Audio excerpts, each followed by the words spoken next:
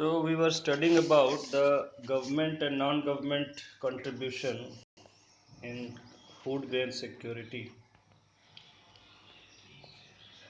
तो सबसे पहले हम गवर्नमेंट का एफर्ट्स देख रहे थे कि गवर्नमेंट ने क्या सिस्टम बनाया हुआ है फूड सिक्योरिटी मेंटेन करने के लिए। तो उसमें हम देखते हैं कि there are two systems which is mainly established by government to maintain food availability in the country.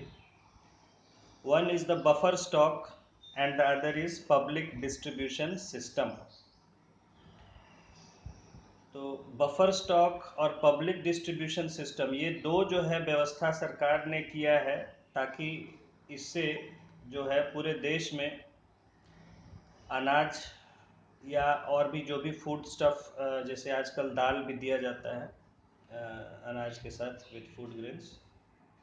तो earlier the only food grains were provided under food security, but now food grains and pulses, because the government realized that proteins are also very essential for a person's health.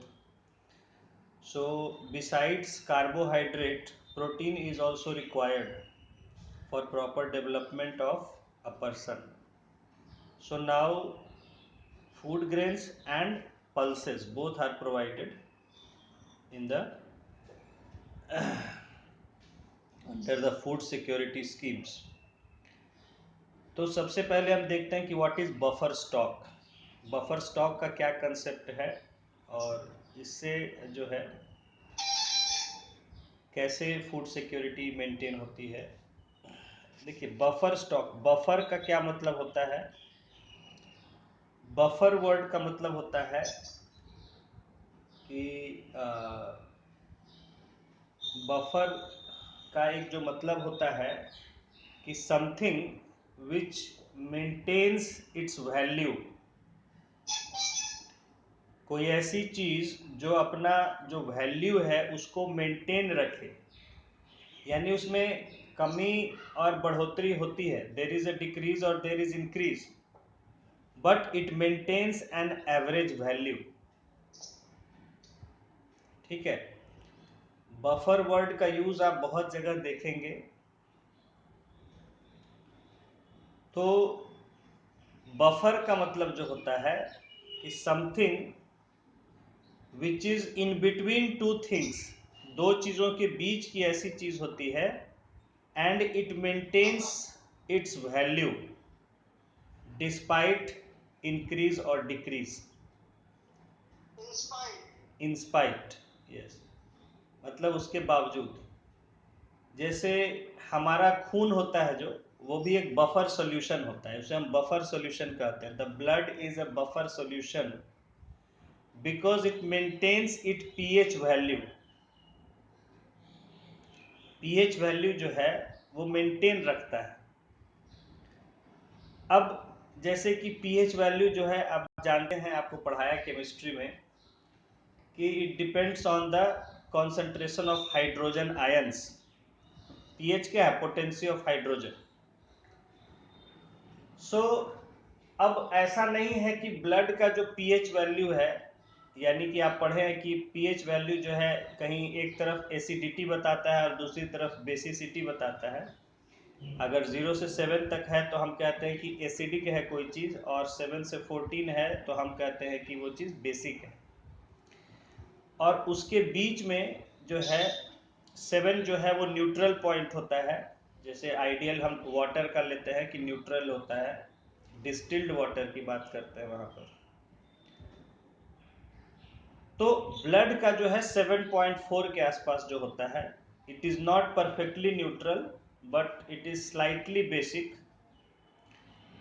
7 से 7.4 जो है, और उसको ये maintain करता है, क्योंकि आप जानते हैं हम बहुत सारी चीज़ें खाते हैं, अंदर जाता है इनपुट, और बहुत सारी चीज़ें फिर डाइजेस्ट होकर निकलता भी है बाहर।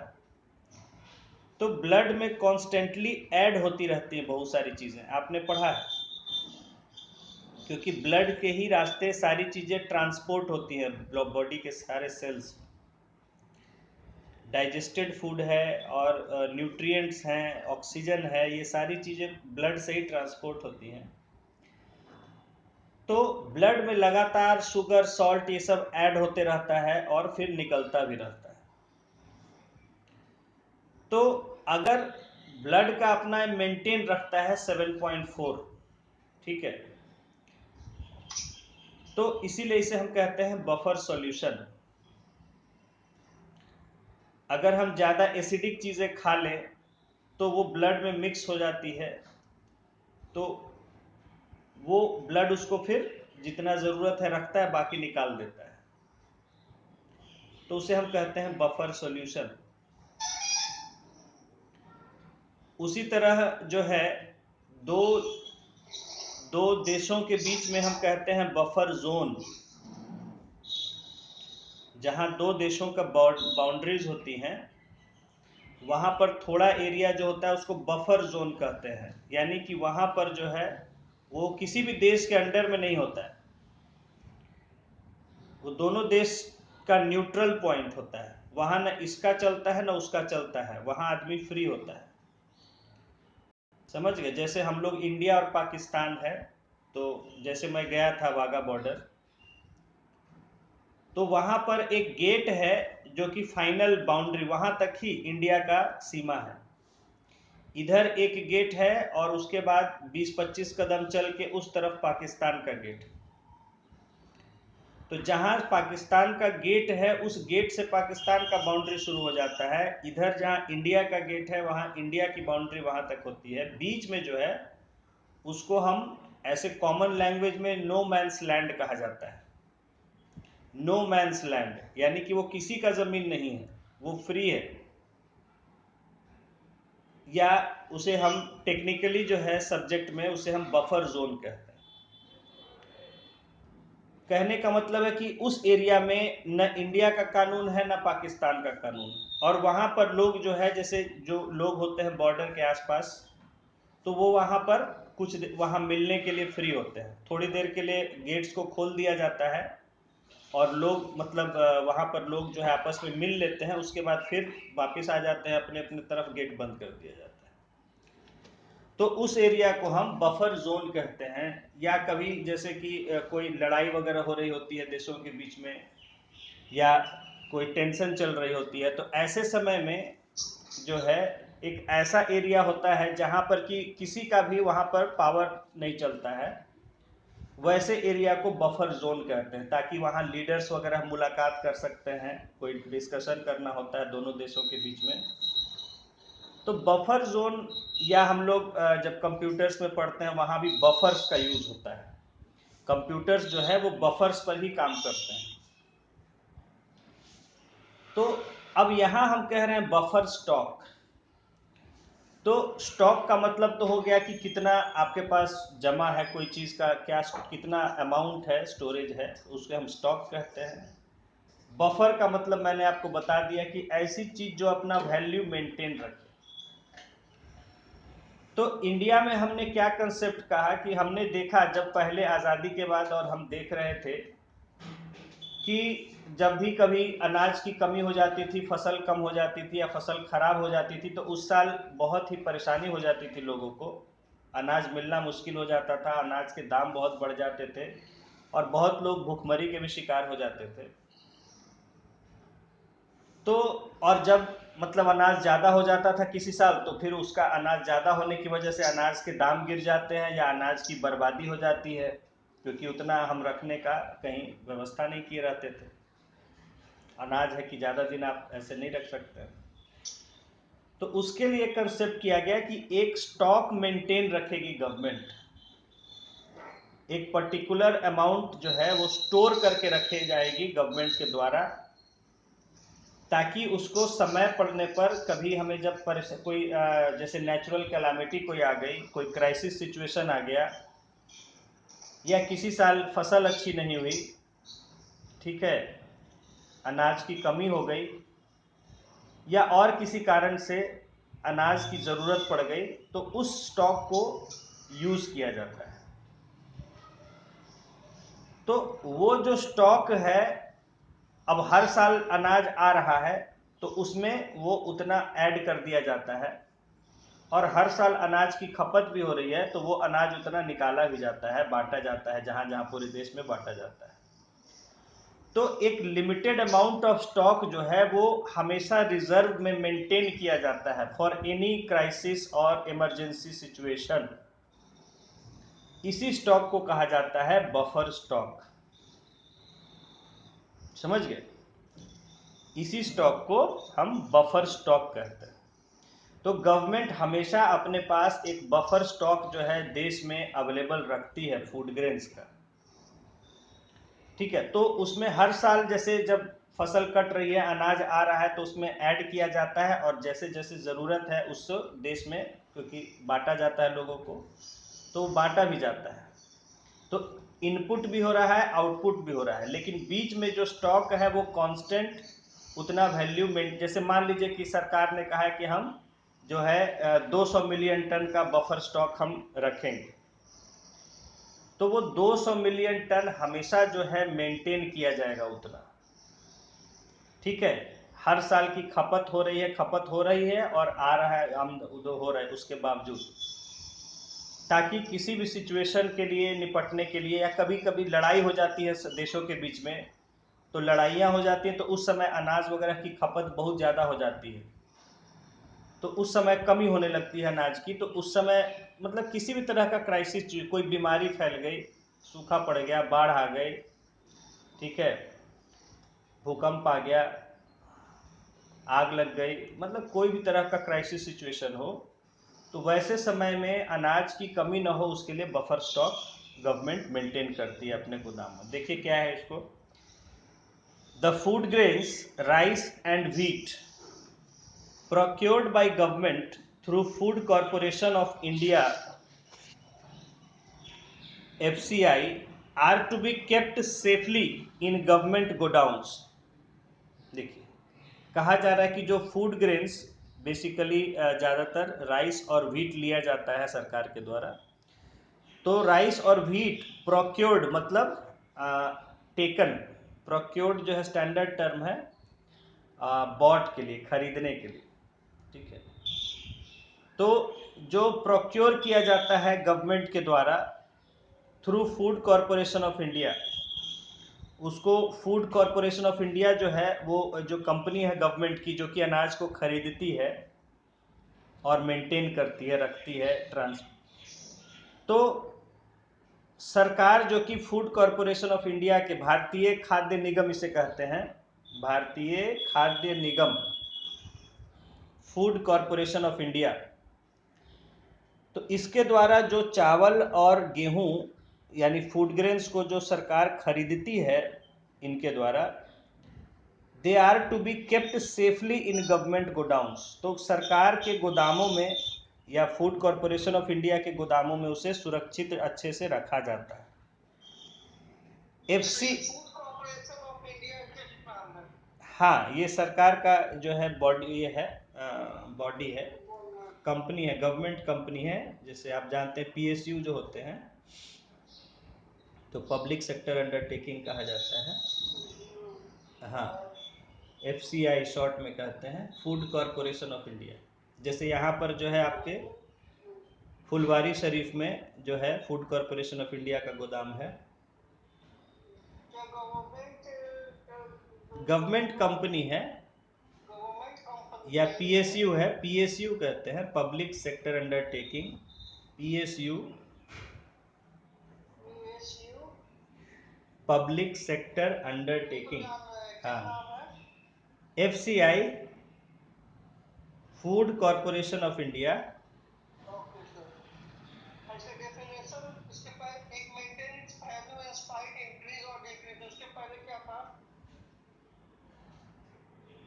इसका डेफिनेशन बफर स्टॉक का,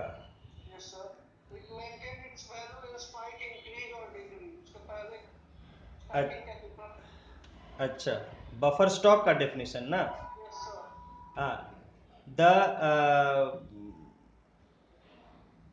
the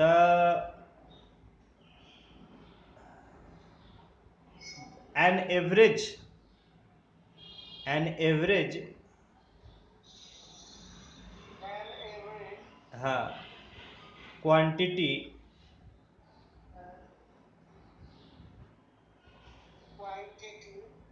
of food grains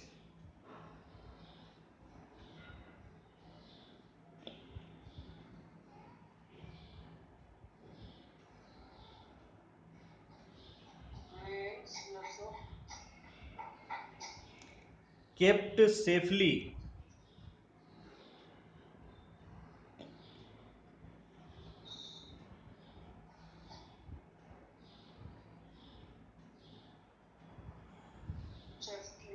in government godowns.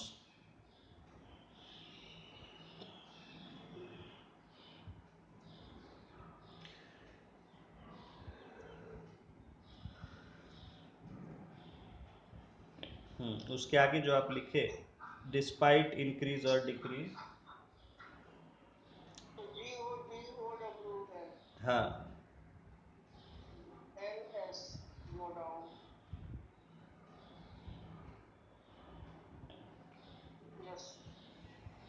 हाँ,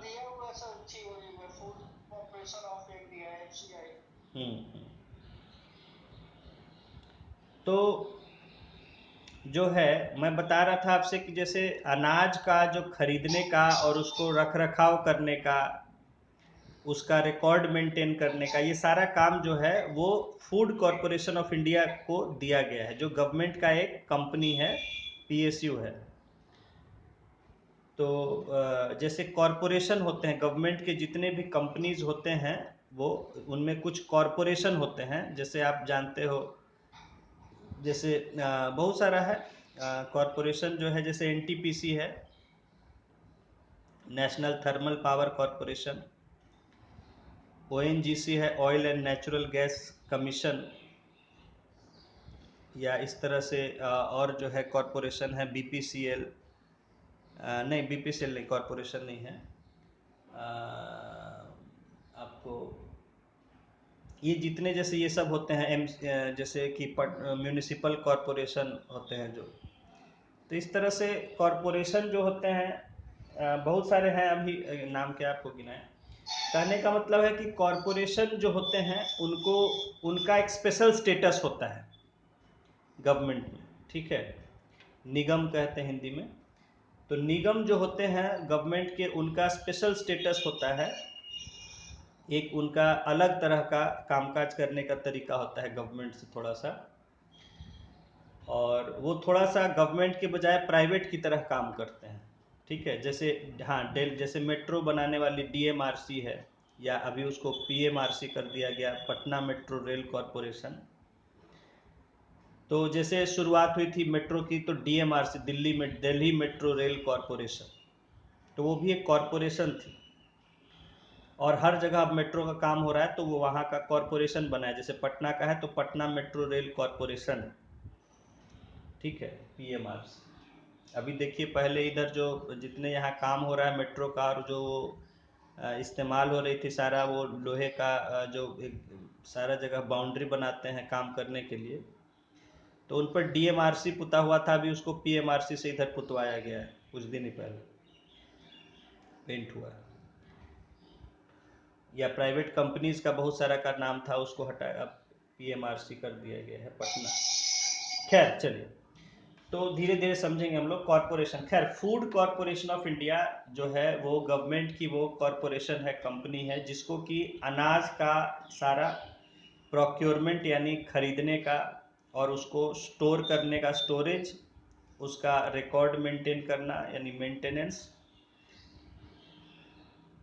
और ज़रूरत है तो उसको फिर जहाँ जितना ज़रूरत है वहाँ भेजना, इसका काम दिया गया है। तो फूड कॉरपोरेशन ऑफ इंडिया ही है बेसिकली जो कि बफर स्टॉक मेंटेन करती है।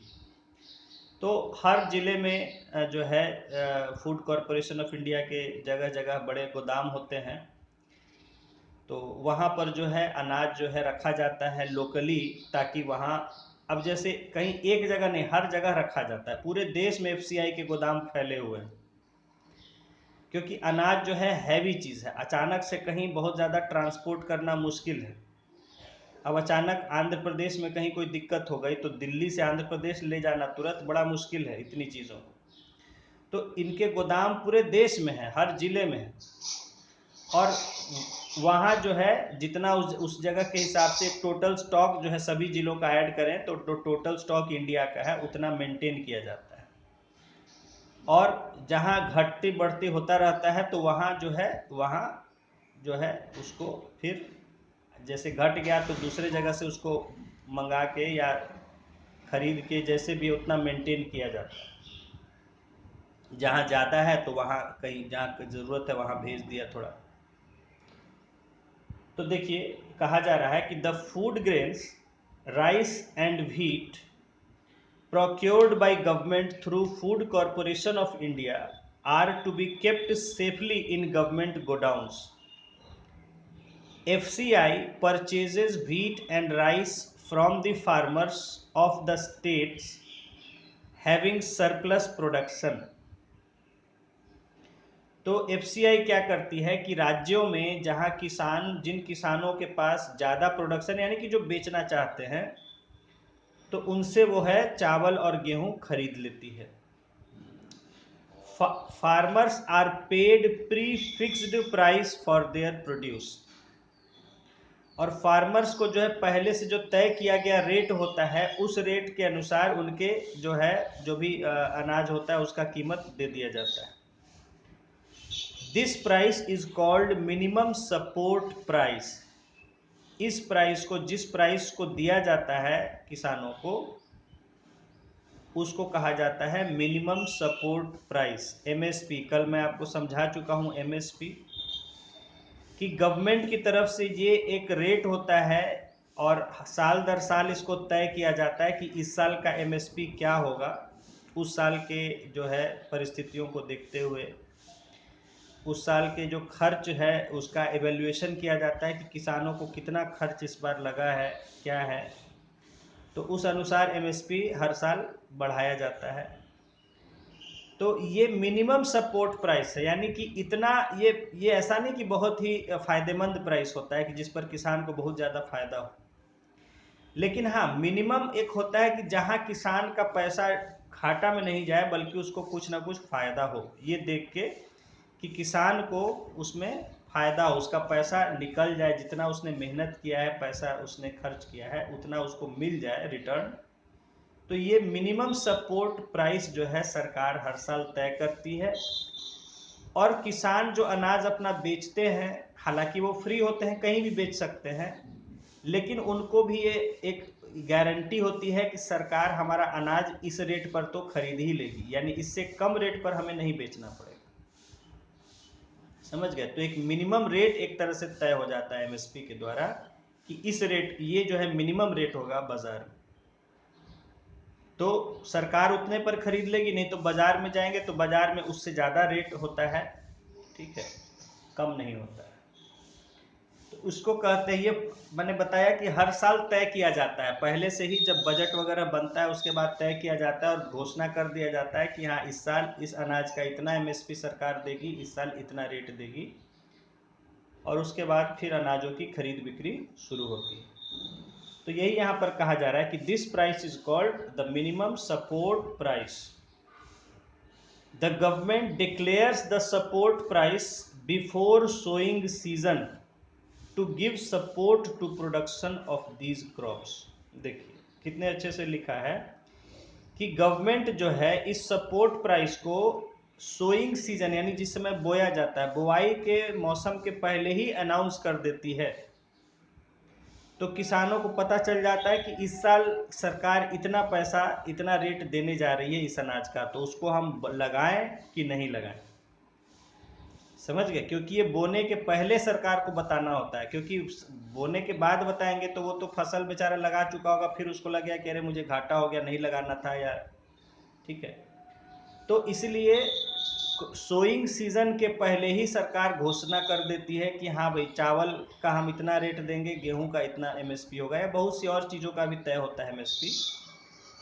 तो किसान को पता चल जाता है कि हमें इतना मिलने जा रहा है, तो उस हिसाब से वो अपना देख लेता है खर्च वगैरह, उसको अंदाज़ा लग जाता है कि हाँ इससे मुझे फायदा है लगाना कि नहीं है, ठीक है।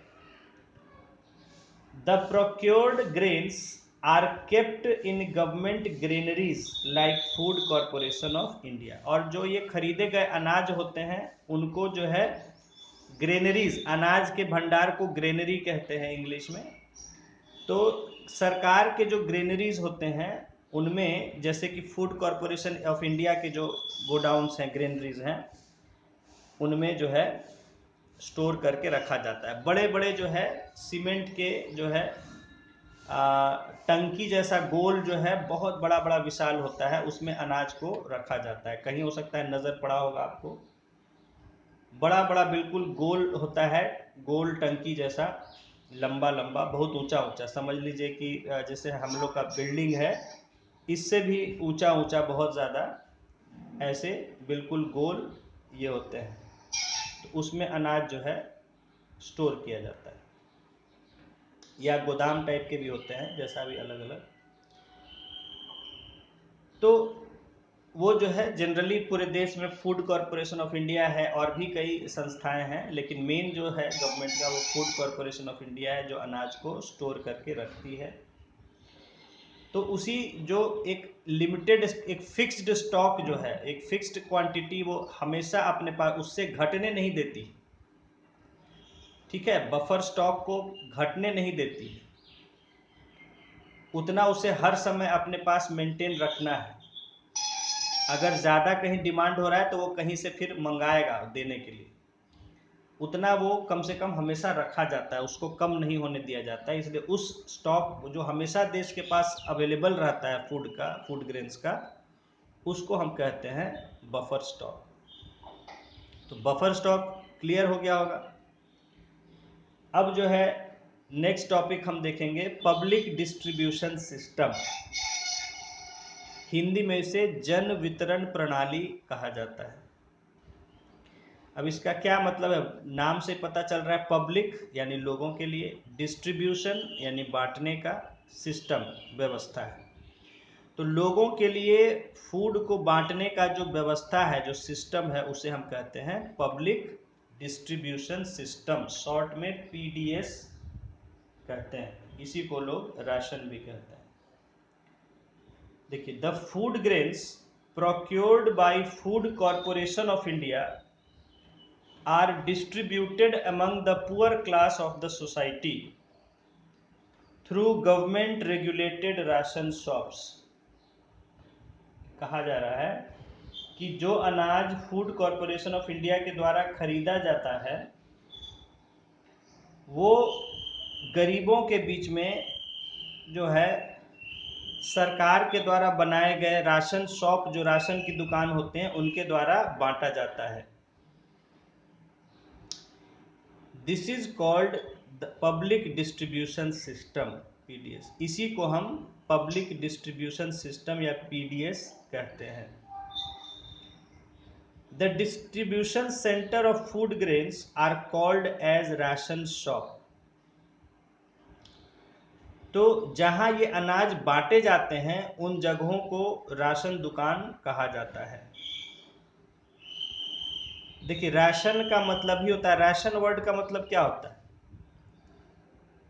अब राशन वर्ड का मतलब लोग, बहुत से लोग समझते होंगे कि किचन में जो खाने पीने की चीज़ इस्तेमाल होती है उसको राशन कहते हैं। ठीक है ये मतलब बन गया इस तरह का, लोग कहते हैं जाओ भाई इस महीने का राशन ले आओ, लेकिन एक्चुअली वो गलत है। राशन का मतलब होता है कंट्रोल्ड डिस्ट्रीब्यूशन। राशन का मतलब होता है कंट्रोल्ड डिस्ट्रीब्यूशन। कोई चीज़ अगर कंट्रोल में दी जाती है तो उसे राशन कहते हैं। बहुत जगह इनको कंट्रोल दुकानें भी कहा जाता था, कंट्रोल से ले आओ ऐसा कहते हैं बहुत जगह। बहुत जगह राशन कहते हैं, बहुत जगह कंट्रोल भी कहा जाता है। राशन का मतलब होता है किसी चीज़ को कंट्रोल करके इस्तेमाल करना या देना या बांटना। तो चूंकि इन दुकानों में लिमिटेड होता था कि जैसे कि इतना इतना किलो अनाज दिया जाएगा, इतना किलो चीनी दिया, बहुत सारी चीज़ें बढ़ती थी, अनाज भी बढ़ता था, चीनी भी बढ़ता था, तेल भी, पहले मिट्टी का तेल भी दिया जाता था, मतलब बिकता था। तो उसको वो होता था कि इतना ही खरीद सकते हैं, आपको 2 ही किलो चीनी दिया जाएगा महीने में, भले आप खरीद भी रहे हैं तब भी। या मिट्टी का तेल खरीदना है तो वो इतना ही मिलेगा एक आदमी को, इससे ज़्यादा महीने में नहीं मिलेगा, क्योंकि उस समय देश में कमी हुआ करती थी, तो इसलिए वो राशन की दुकानों में बेचा जाता था बहुत सी चीज़ों। अभी क्या है, आप बाज़ार में गए, जितना मन है आप जाइए, बोलिए हमको 10 बोरा हमको गेहूँ चाहिए, 10 बोरा गेहूँ आप खरीद लीजिए, 10 चाहिए, 10 बोरा जितना आपको खरीदना है उतना खरीद सकते हैं, कोई रोक नहीं है। लेकिन पहले रोक होती थी, पैसे होने के बावजूद भी आप ज़्यादा नहीं खरीद सकते थे, क्योंकि कमी होती थी देश में, तो नियम होते थे उसके लिए। ऐसे नहीं था कि आप बाज़ार गए जितना मन उतना खरीद लिए, उसके लिए नियम होते थे कि महीने में आप इतना ही खरीद सकते हैं, उससे ज़्यादा नहीं खरीद सकते, और मार्केट में इस तरह से फ्रीली अवेलेबल नहीं होती थी। तो चूंकि वो कंट्रोल्ड वे में डिस्ट्रीब्यूट किया जाता था, इसलिए उसको राशन शॉप कहते थे, और वहाँ से ही खाने पीने की चीज़ें लोगों को ज़रूरत के अनुसार मिलती थी। तो वही राशन शॉप जो है वर्ड ऐसा हो गया कि लोग समझने लगे कि जहाँ खाने पीने की चीज़ें मिलती है उसको राशन शॉप कहते हैं, और खाने पीने की चीज़ों को राशन कहते हैं। लेकिन ऐसा नहीं, राशन का मतलब होता है कंट्रोल करके बांटना किसी चीज़ को, किसी भी चीज़ को। तो यहाँ देखिए कि कहा जा रहा है कि the distribution centre of food grains are called as ration shop. जहाँ बांटा जाता है जिस जगह पर अनाज वगैरह को, उसको हम राशन की दुकान, राशन शॉप कहते हैं। Now the ration shop is almost in all areas, villages, towns and cities. कहा जा रहा है कि जो राशन की दुकानें ये हर जगह होती हैं आजकल, पहले हर इतना ज़्यादा नहीं होती थी, लेकिन आजकल हर जगह, हर गांव में, हर शहर में, हर ज़िले में जो है ये जो है राशन की दुकानें मिल जाती। There are approximately 4.6 lakh ration shops in the country. आज देश में लगभग 4.5 लाख राशन की दुकानें हैं।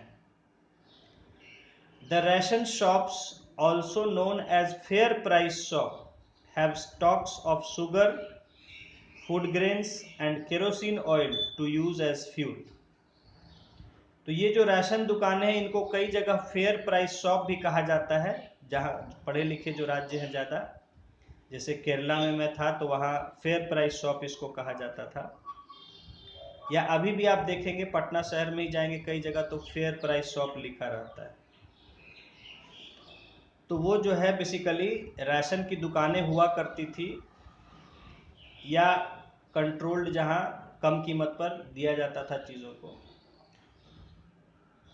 इनमें क्या क्या होता है, फेयर प्राइस शॉप में आपका स्टॉक ऑफ शुगर, चीनी होता है, फूड ग्रेन्स, अनाज होता है, और केरोसिन ऑयल होता है टू यूज एज फ्यूल। क्योंकि पहले केरोसिन ऑयल का बहुत इस्तेमाल होता था, अब तो कम हो गया, अभी भी कहीं कहीं होता है गांव वगैरह में, लेकिन तो उसको जलाने के लिए लैंप वगैरह में, या उससे चलाने के लिए जो है स्टोव वगैरह कुकिंग के लिए यूज़ किया जाता था, या और भी गैस लाइट होता है जो लाइट में भी डाल के उसमें लाइट होती है, या लोग फिर वो आजकल गाड़ियों में भी कहीं कहीं इस्तेमाल करते हैं लोग, मतलब छोटा मोटा गाड़ी नहीं, सॉरी, मशीन जो होता है, मोटर वगैरह, ये सब जनरेटर मोटर। हालांकि गाड़ियों में नहीं किया जाता है, लेकिन बहुत सारे, एक समय था कि पॉल्यूशन पर ध्यान नहीं देती थी सरकार, टाइट नहीं रहती थी, और पेट्रोल डीजल महंगा था तो लोग किरासन तेल डाल के जो है चला लेते थे, ऑटो वगैरह ये सब जो है, बहुत धुआं देती थी वो। तो अब तो टाइट हो गया, तो अब जो है उसमें नहीं होता है। तो केरोसिन ऑयल, शुगर और फूड ग्रेन्स ये जो है राशन शॉप में दिया जाता था। All these items are provided to the people on less than the market price. ये सारी चीज़ें जो बाज़ार में जिस कीमत पर चीज़ उपलब्ध होती है उससे कम कीमत पर वहाँ अवेलेबल होती थी। जैसे बाज़ार में मिल रहा है चीनी, आज के डेट में अगर रेट की बात करें तो बाज़ार में लगभग 40 रुपए से ऊपर चीनी का रेट चल रहा है। तो कंट्रोल शॉप में या राशन शॉप में जो है वो मिल रही होगी, हो सकता है कि 20 रुपए या 30 रुपए, ठीक है। तो इस तरह से मतलब बाजार की कीमत से कम कीमत पर यहाँ मिलती है राशन शॉप में।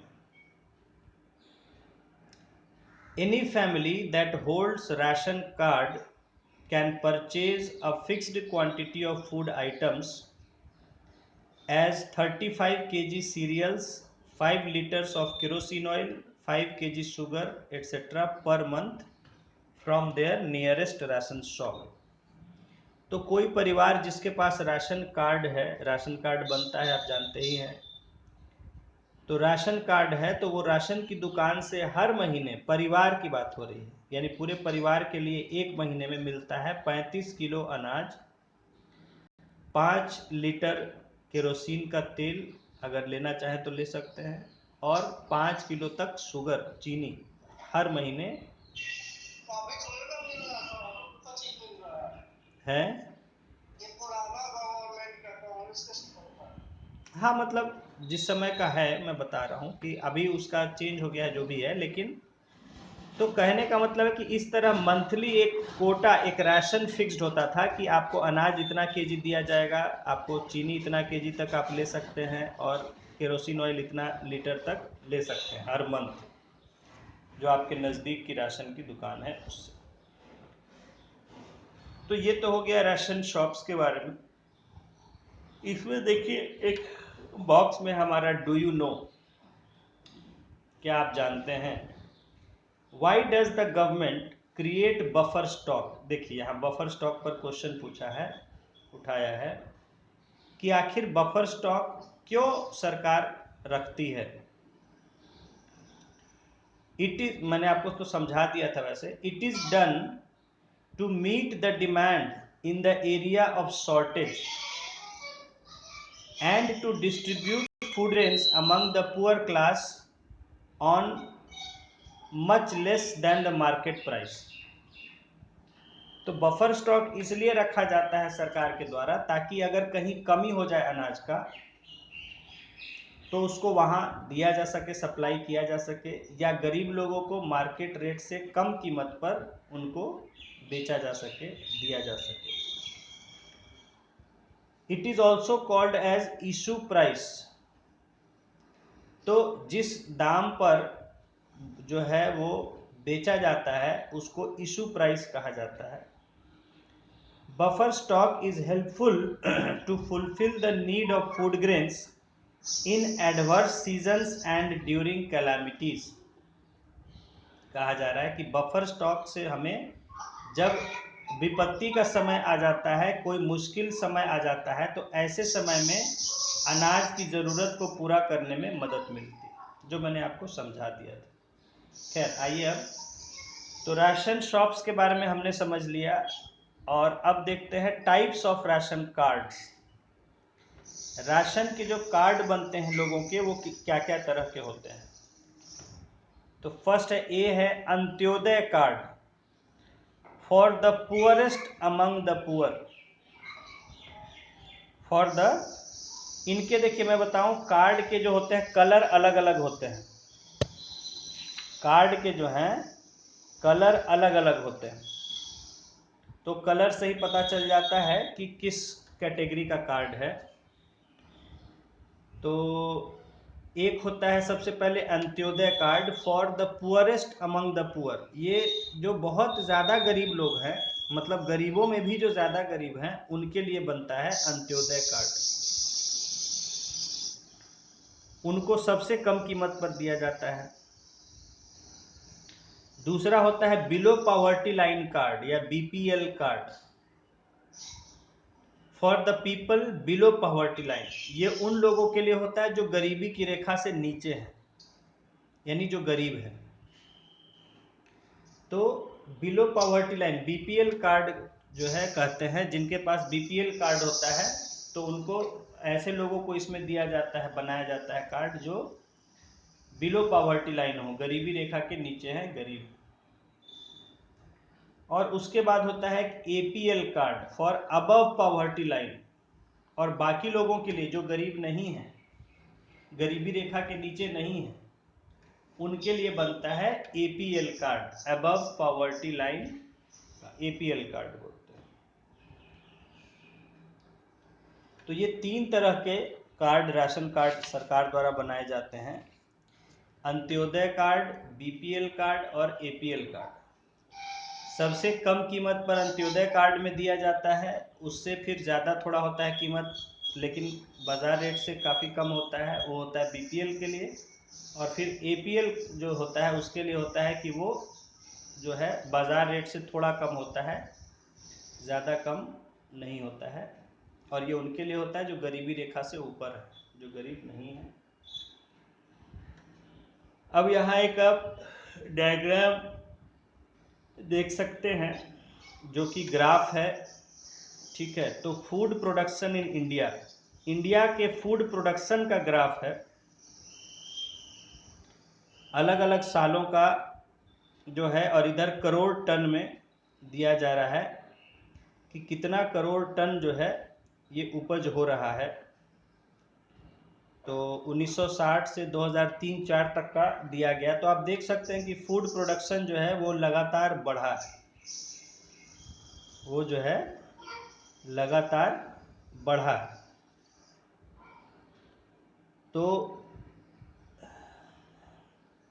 जैसे मैंने आपसे कहा था कि अभी जो है इंडिया का ये फूड प्रोडक्शन लगभग 200 से 220 मिलियन टन के आसपास रहता है। तो 200 मिलियन टन का मतलब हुआ 1 मिलियन में 10 लाख होता है, तो 200 गुना 10 लाख यानी कि 2000 लाख या 20 करोड़ उसे कह सकते हैं। तो यहाँ आप देख सकते हैं जो करोड़ टन में यहाँ दिया हुआ है, यहाँ जो है जो वाई एक्सिस है वो करोड़ टन में है और नीचे साल दिया हुआ है। तो आप देख सकते हैं कि 1960-61 में जो है लगभग जो है वो 70 के आसपास जो है था, 70 करोड़ टन, यानी कि जो है नहीं सॉरी 7 करोड़ टन यानी 70 मिलियन टन्स के आसपास। और ये बढ़ते बढ़ते लगभग जो है ये आपका 17 मिलियन टन हो गया 1990-91।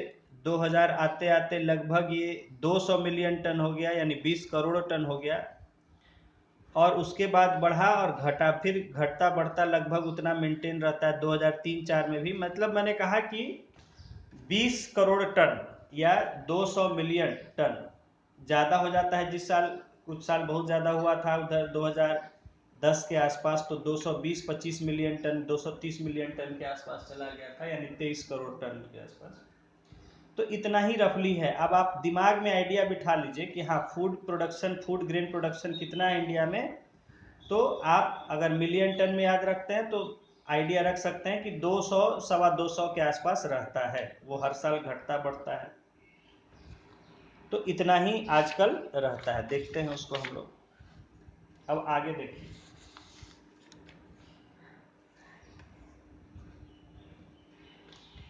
Next topic is beginning of rationing system in India.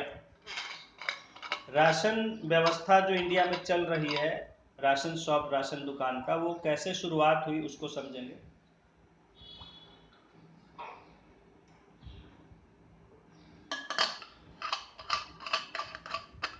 देखिए,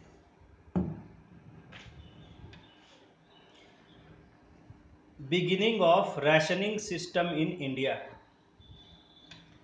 The rationing system in India began in 1940s under the background of Bengal famine.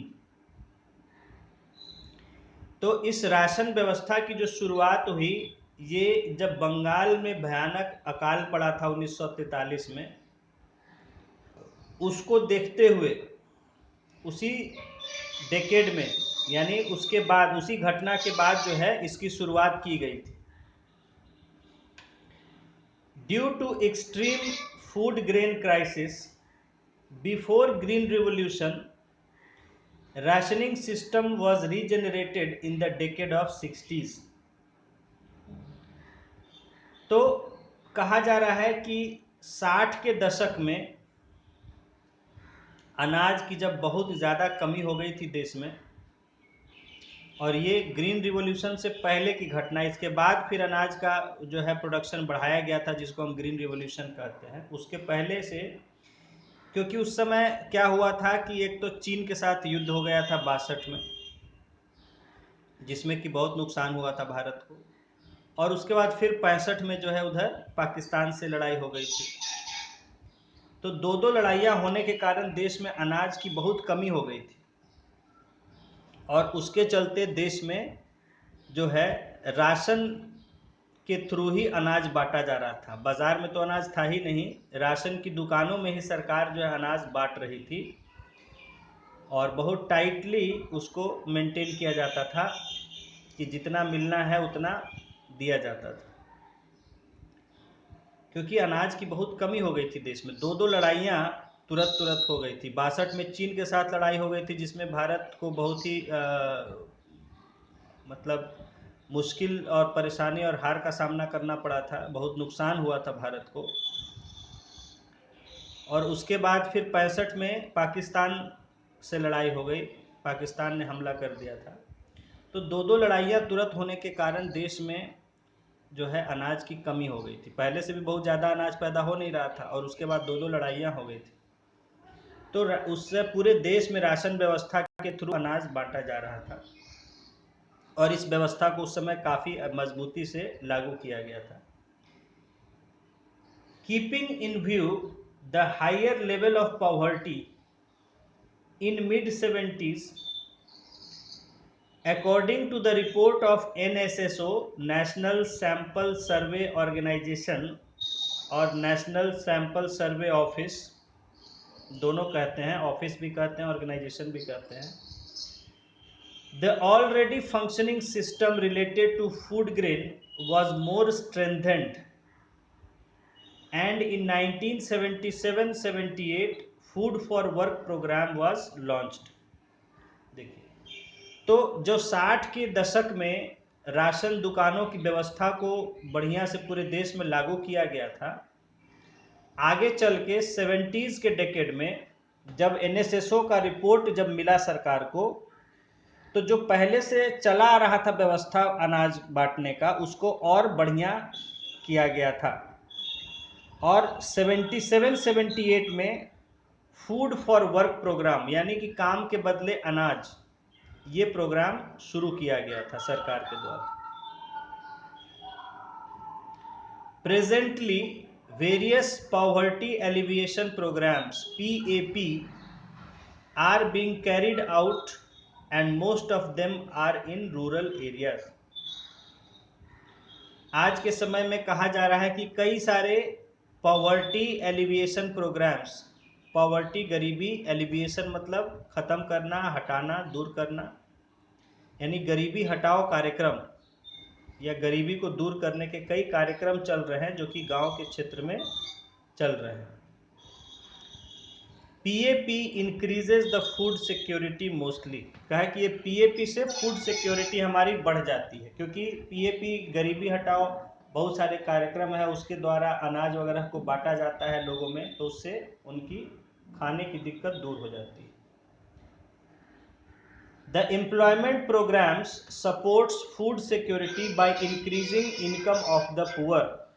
तो कहा जा रहा है कि देखिए, अब ये जो फूड फॉर वर्क प्रोग्राम हुआ, तो इससे क्या है कि देखिए, पहले अनाज बांटा जा रहा था, या अभी भी बांटा जाता है, कुछ रेट पर दिया जाता है, तो आखिर सरकार कितना बांटेगी? सरकार के पास भी पैसों की एक सीमा है।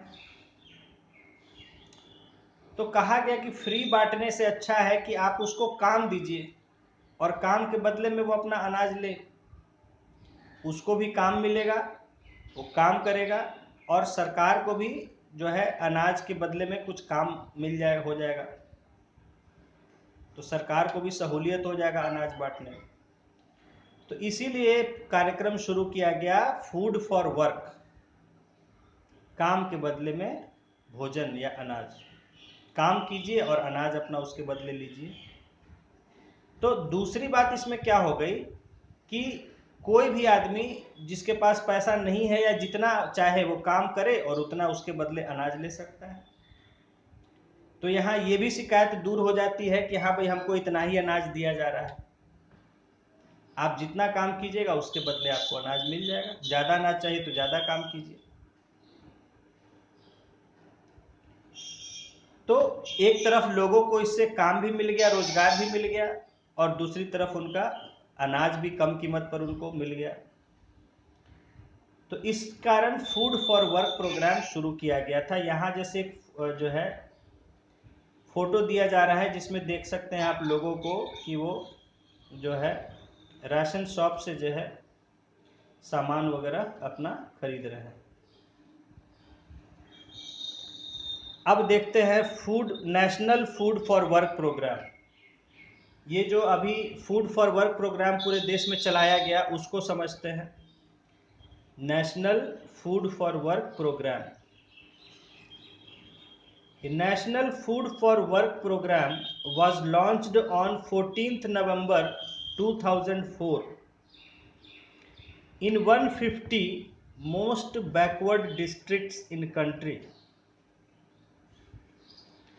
तो सबसे पहले ये जो नेशनल फूड फॉर राष्ट्रीय जो काम के बदले अनाज, ये जो भी इसका हिंदी में नाम होगा, तो national food for work programme जो था ये पूरे देश में शुरू किया गया 14 नवंबर 2004 को। देश के 150 सबसे पिछड़े जिलों में, ये सब डेटा याद रखना है, पूछा जाता है, या आंसर में भी लिखना होगा कहीं भी जहाँ। 150 जो सबसे गरीब जिले हैं देश के, सबसे पिछड़े जिले हैं, उन जिलों में पहले खाली सभी जिलों में नहीं शुरू हुआ था, सिर्फ 150 पहले पिछड़े जिले जो थे 150 देश के, उनमें शुरू किया गया था। With the objective of intensifying the supplementary labour employment. इसका लक्ष्य क्या था कि लोगों को रोजगार देने का जो चल रहा था पहले से कार्यक्रम, उसको और मजबूत करना। ऑब्जेक्टिव ऑफ इंटेंसिफाइंग यानी और बढ़ाना, मजबूत करना, द सप्लीमेंट्री लेबर एम्प्लॉयमेंट यानी लोगों को मदद करने के लिए जो रोजगार देने का जो चल रहा था योजना। सप्लीमेंट मतलब होता है किसी चीज को बढ़ाना, उसके अलावा सप्लीमेंट्री।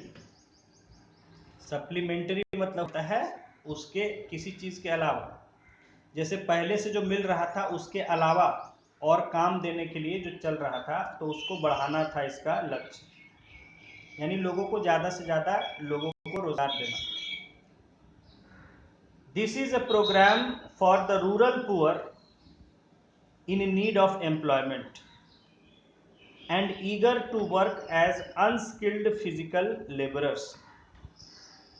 ये जो प्रोग्राम है ये ऐसे लोगों के लिए है जो गरीब, जो गांव के क्षेत्र में रहने वाले गरीब लोग हैं और जिनको काम की तलाश है, और जो अनस्किल्ड फिजिकल लेबरर की तरह काम करने के लिए तैयार है। अनस्किल्ड मतलब अकुशल, जिसमें कोई स्किल की जरूरत नहीं है, ऐसा फिजिकल लेबर यानी शारीरिक काम ऐसा करने के लिए अगर वो तैयार हैं जो गांव के गरीब युवक, तो उनके लिए कार्यक्रम था। ये कार्यक्रम किसके लिए शुरू किया गया था?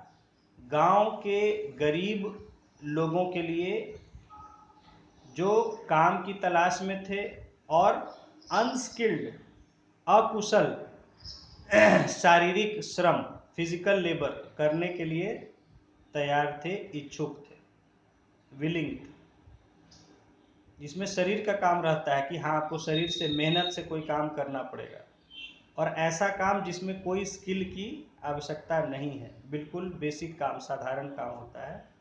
ऐसा काम करने के लिए जो भी गांव के गरीब लोग इच्छुक हों उनके लिए ये कार्यक्रम शुरू किया गया। It was implemented totally as a centre sponsored programme. ये जो है पूरी तरह से केंद्र सरकार के द्वारा इसका खर्च उठाने जाने वाला ऐसा प्रोग्राम था, जिसका कि पूरा खर्च केंद्र सरकार उठा रही थी। And states have been provided cereals free of cost. और इस प्रोग्राम के तहत राज्यों को, राज्य की सरकारों को मुफ्त में अनाज दिया गया था केंद्र सरकार के द्वारा। Collector, being the head at the district level, is responsible for planning, implementation, coordination and supervision of the program. और जो कलेक्टर होते हैं, जो कि जिला के हेड होते हैं, उनकी जिम्मेदारी होती है इस कार्यक्रम की प्लानिंग करना, उसका इम्प्लीमेंटेशन लागू करना, कोऑर्डिनेशन उसमें तालमेल बिठाना, एंड सुपरविजन और उसकी देख रेख करना, मॉनिटरिंग करना। तो ये सारी जिम्मेदारी जिला का जो हेड कलेक्टर होते हैं उनके अंडर आती है। इन 2004-05 ₹2020 crores was allotted in addition to 20 lakh ton food grains। इस कार्यक्रम के तहत, इस कार्यक्रम के लिए साल 2004-05 में 2020 करोड़ रुपए और 20 लाख टन अनाज ये प्रोवाइड किया गया था सेंट्रल गवर्नमेंट के द्वारा इस कार्यक्रम के लिए। तो ये था, थोड़ा सा हमने देखा national food for work programme के बारे में।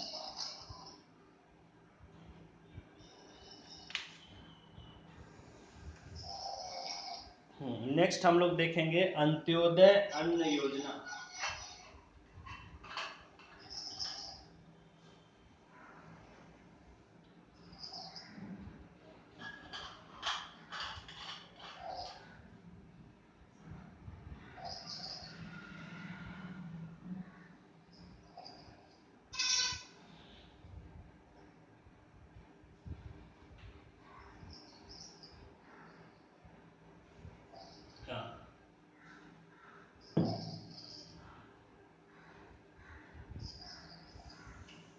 नेक्स्ट, अंत्योदय अन्न योजना। अंत्योदय अन्न योजना वॉज स्टार्टेड इन 2000। देखिए, सबसे पहले कोई भी योजना, स्कीम है, आप उसका याद करेंगे किस साल वो शुरू किया गया, कहाँ से शुरुआत हुआ, कहाँ से लॉन्च किया गया, उसका लक्ष्य क्या था, ठीक है, ऑब्जेक्टिव्स, और उसमें क्या किया जाना था।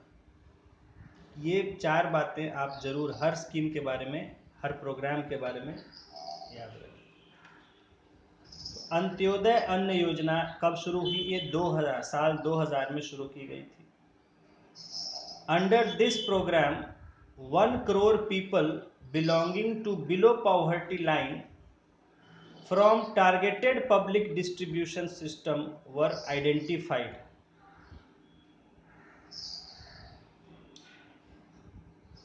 तो अब देखिए, जो पब्लिक डिस्ट्रीब्यूशन सिस्टम था, जैसा आपने बाद में पढ़ा कि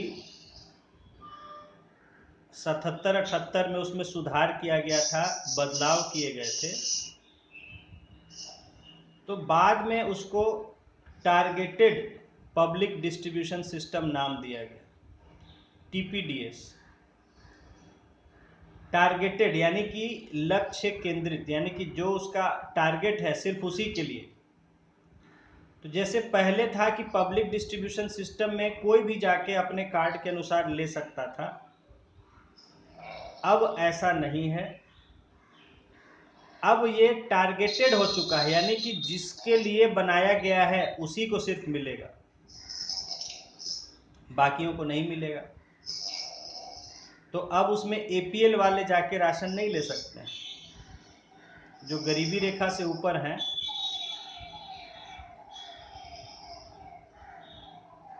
तो अब सिर्फ टारगेटेड, यानी कि जिन लोगों के लिए आवश्यकता है ज़्यादा, उन्हीं को सिर्फ दिया जाएगा। तो इसलिए उसको कहा गया टारगेटेड पब्लिक डिस्ट्रीब्यूशन सिस्टम। तो यहाँ कहा जा रहा है कि under this programme 1 crore people belonging to below poverty line from targeted public distribution system were identified. जो लोग गरीबी रेखा से नीचे वाले कार्ड से अनाज वगैरह लेते थे, ऐसे 1 करोड़ लोगों को जो है उनकी पहचान की गई कि इनको दिया जाएगा। 1 करोड़ लोगों के लिए ये शुरू किया गया था। They were selected through survey of poor families of below poverty line by rural development department of respective states.